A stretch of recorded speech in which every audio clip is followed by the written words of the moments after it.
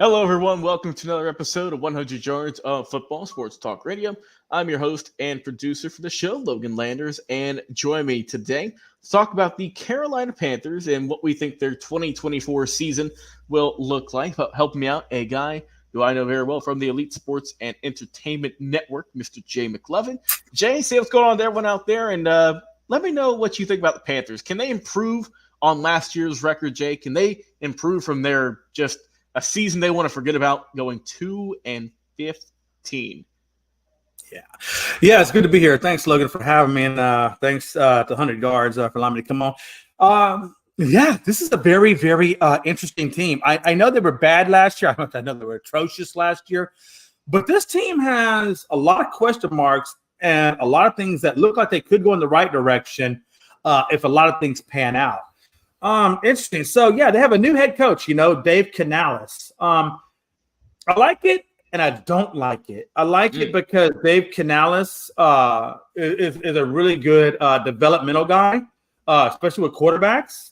Baker Mayfield, as you know, for the Bucks, he helped turn him around and got Baker back on track. And, of course, you know how that all turned out.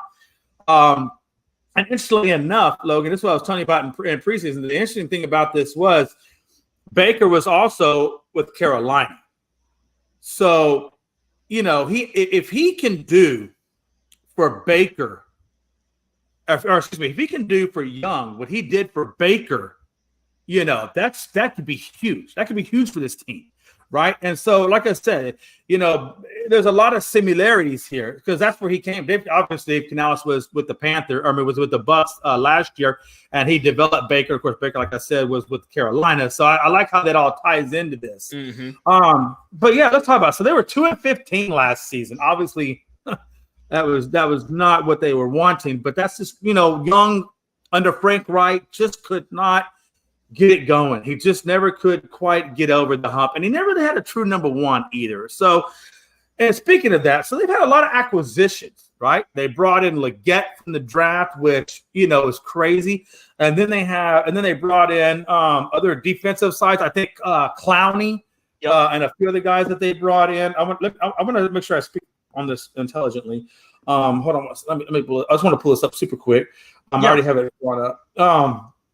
So he brought in Clowney, and he brought in Damian Lewis, Robert Hunt, safety Jordan Fuller, defensive end Ashawn Robinson, and corner Dane Jackson. So, and also linebackers Josie Jewell, and like I said to you earlier, Davian Clowney and DJ Worm. So these guys, he's brought in a lot of free agents. The Panthers have, and of course, like I said, they had the top.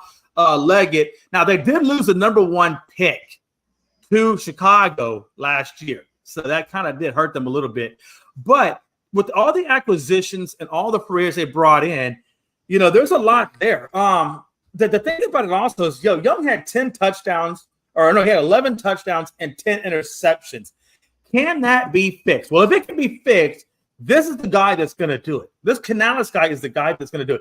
I just don't like a really, really, really, really bad team bringing in a head coach with no experience at head coach. And that's an issue for me, Logan. No, and I can understand why you're going with that route.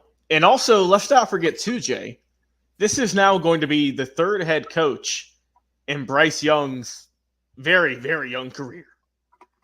And I'm not saying this is going to be the case, but we've seen it many times. Young, hot quarterback coming out of college, but the team around him just cannot get it done. Head coach after head coach, lackluster free agencies, not good drafting, and their careers just kind of sputter and kick around. I hope that's not the case for Bryce Young. We saw flashes of really good play last year for him. And you mentioned, Jay, this team brought a lot in, I would say, on defense. You brought up a lot of good players there with, Jadeveon Clowney, Jordan Fuller, so on and so forth, as you mentioned. They have Derek Brown there as well, who's been a solid player for them for many seasons. Shaq Thompson has some good play as well. But the thing, when I look at this team is the offense. Right. And Yeah, as you said, they did get Xavier Legette, their first round pick out of South Carolina. But when you look at the rest of the team, Jay, that's what I'm kind of confused about. That's Mm-hmm. what I'm kind of eerie about. Yeah. Because they're still not, at least on paper when I'm looking at it, not a lot of firepower on this team. I expect this team to be, I would say, lower in terms of points per game. Because when you look at their depth chart, right? Obviously, last year, was a big one, big loss with McCaffrey. You got rid of him a couple seasons ago. But you could argue your number 2 starter in terms of your number 2 receiver is Adam Thielen. Now, Adam Thielen has some good years, but he's getting older, Jay. He's not getting any younger. They have Chuba Hubbard as their starting running back, and Chuba's done pretty solid, I would say. He's not, set the world on fire, but he's not, just one of the worst running backs in the league. He's been solid, but you need Bryce Young to advance. You need him to grow as a player.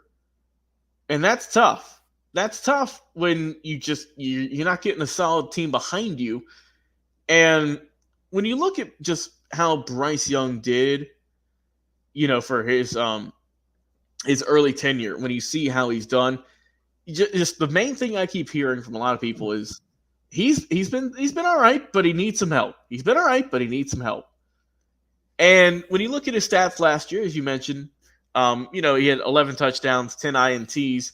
He threw the ball for 2,877 yards for close to a 60% completion pop, which ain't bad at all. Mm-hmm. And the main thing, though, Jay, if this team wants to be decent this year, I don't think this is going to be a playoff team, but if they want to at least improve on their 2-15 record, you have to keep your starting quarterback standing, Jay. You have to keep standing. Yeah. So I've heard. This team, dear God, they did not do that last year. Bryce Young was sacked 62 times. 62 times. Mm-hmm. His body hit the grass. His head hit the grass. That's anytime a quarterback gets sacked or gets hit, they have an increased chance of getting injured. Oh, yeah. And Bryce Young is still young. He's still growing. But, my God, he's walking into practice every day beaten up and bruised. Oh, yeah. So, absolutely. And the problem with that, Logan, for me, is not only is Bryce Young, they have to develop him and get him where he needs to be. But like you said, you talked about the protection. So what's the second worst thing on this team? Left tackle, Ekwonu. This guy had 2 terrible, disastrous seasons. They've got to turn this guy around. It starts with Ekwonu in terms of the protections, and then it goes on from there. So, yeah, Bryce Young, Ekwonu, those are 2 guys. They have got to get them on the right page. Yeah, and also, let's not forget, Ikem Ekwonu was their first-round selection just 2 years ago. Yeah. He was a number 6 overall pick in 2022 by Carolina. He was a very talented tackle out of North Carolina State. He was one of those guys, had a lot of power to him, but we need more. So when I look at this team, as you mentioned, the offensive linemen of Ekwonu, Damian Lewis, Austin Corbett, Robert Hunt, Taylor Motton, so on and so forth throughout the rest of the list, you got to step your game up if you want your team to do good, if you want your quarterback to help win you games. Wide receiving core, Xavier Legette, expect a heavy dose of passes your way this year. Adam Thielen, we'll see what happens there. Deontay Johnson, another guy on their team, just not expecting big threats from this wide receiving core. I do think, when you look at their running back room and Chuba Hubbard, Jonathan Brooks, that could develop. I think that could be a potential bright spot. And for the defense, they got to get something going. They've put a lot into it this offseason, as you mentioned, brought a lot of guys in. Let's see if they can build some chemistry, and let's see what they can do. And then one more with the looking at the schedule for Carolina this year. It's a tough one, man. They've got New Orleans. They got the Chargers, Raiders, Falcons. I'm seeing the Chiefs on here, the Eagles, the Cowboys. I mean, it's a pretty heavy dose each side of the ball. I mean, you're getting hit with heavy hitters on both ends. They have a bye week in week number 11. I think for me, Jay, when I look at this team, I could see a 5-12 season. I think that's it. I think they can improve. I don't expect much from this team. I don't expect playoff berths. I don't expect a wild card. If they do, I think that by far exceeds expectations. Because let's not forget, this team went 2-15 last year. I'm going to expect them to go maybe 5-12 this year as a good pick-me-up, but still not there yet. But I think that if all the pieces we mentioned can come together, can get it going under a brand new head coach, as you mentioned, then I think this team they could get 5-12. I could see that being a solid goal for this Carolina Panthers team. Well, Jay, it's been a pleasure, my friend, talking some Carolina Panthers football. Very young team here. We'll see what they can do. We want to hear your comments, though. How will the Panthers do in 2024? Once again, for Jay McLevin from the Elite Sports and Entertainment Network, I've been your host and producer, Logan Landers. Guys, go out there, watch some Carolina Panthers scouting tape. Look at the rookies. Check out the vets as well. And until